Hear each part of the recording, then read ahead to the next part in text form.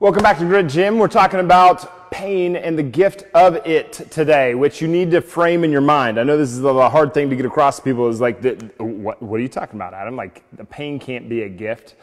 Yes, it can if you listen closely and you listen in the right ways. And if you're interested in learning about how to do that for your individual circumstance, go to gritgym.com/SS, sign up for a strategy session. We can get on a call, or you can come out here to Grit Gym and we can sit down and we can figure out what your aches and pains are telling you, what your shoulder is telling you, what your movement patterns are reacting to that are giving you a signal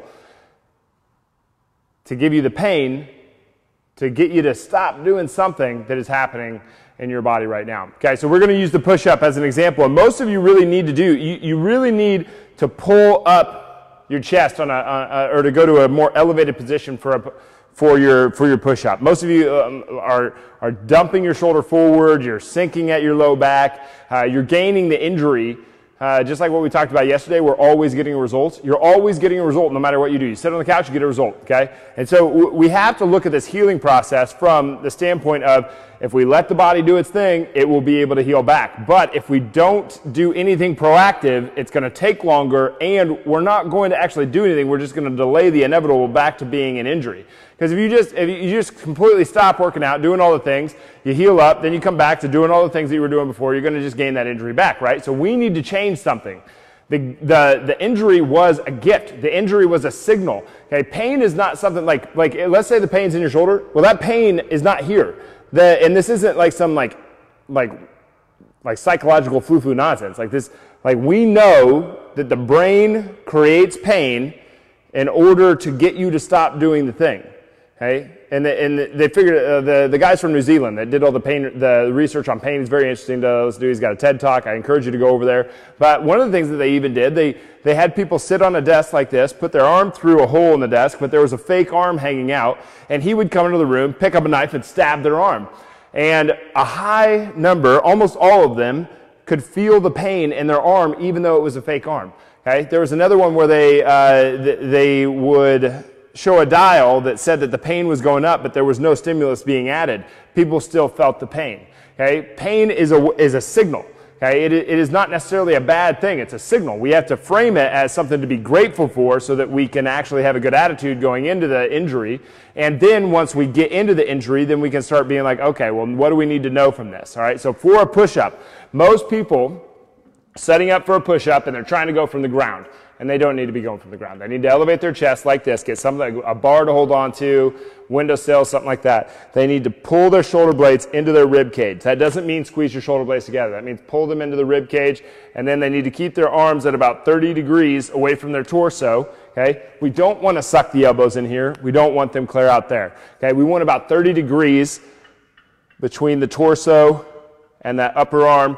And as we're coming down, what we want to do is keep this posterior tilt like that to the shoulder. Okay, what most people do is they get down the bottom and they start dumping that shoulder forward, creating all this. So what's going on there, this bone and everything in the back there is pushing out against the front, the back side of the front of the shoulder. Okay, so all the tissue on the inside here is getting beat up over and over and over again. Okay, the more that gets beat up, the more you're going to build up into an injury. Remember, we always get a result. Okay, I see this all the time with shoulders. Okay, I see it with overhead pressing. People they get here and they just can't get it. They can't get it. So they sit back on the passive restrictions of their body. That and then that compresses something else, and that compression isn't good. And then that just leads to all these other bad things. So when you're doing a push-up, and if you're interested in learning more about this stuff, go to gritgym.com/SS, and it's much easier to talk to a person one-on-one and figure out what's going on with them. If it's a low back injury, well, we have to figure out, is it a hinge problem? Is it an SI issue? Is it a problem where you're going into split stance and you're like, well, I just have to keep on doing lunges and then I'll get better? Well, if you're going split stance and you have a little bit of an SI issue, you're pulling at that.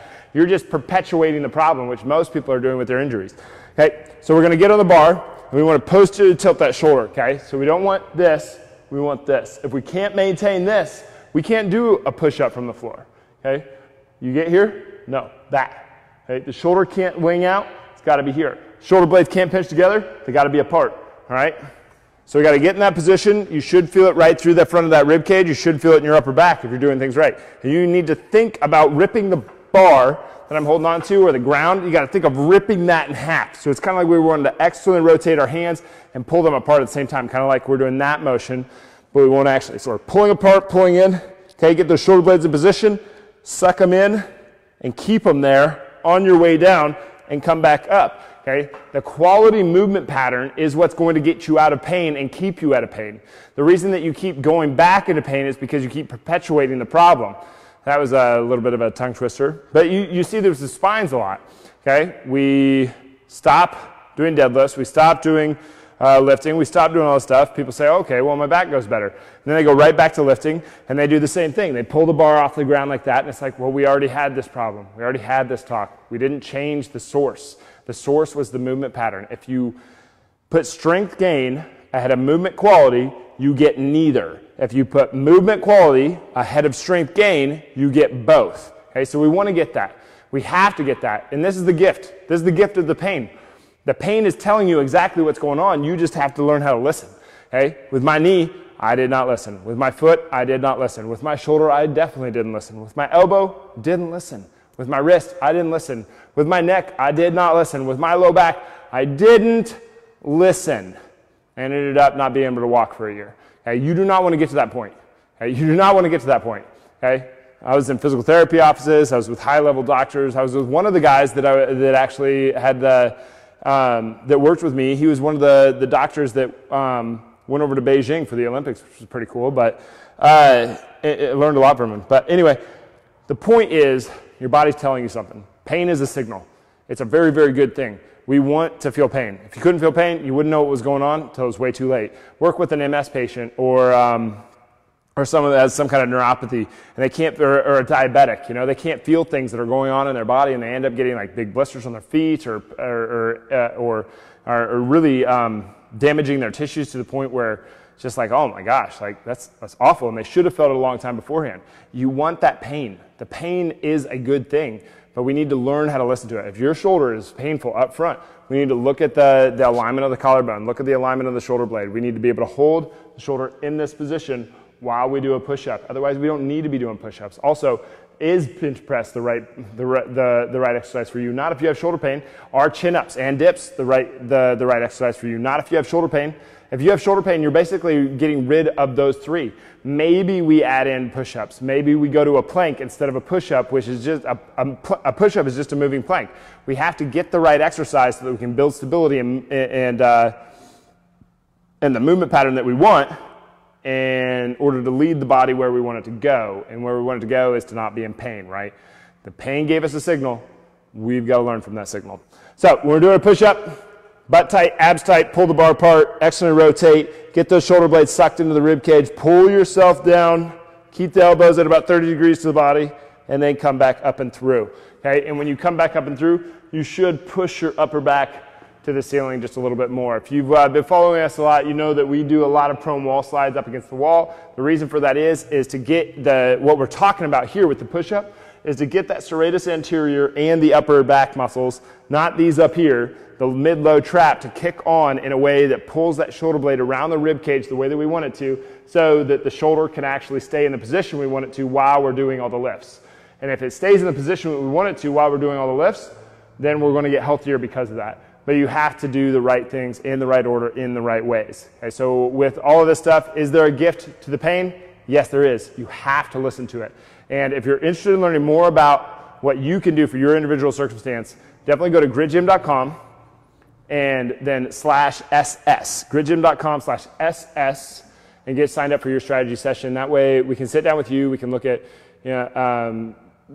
we can look at some different factors that could be going on with your shoulder, your low back, your hip, your knee.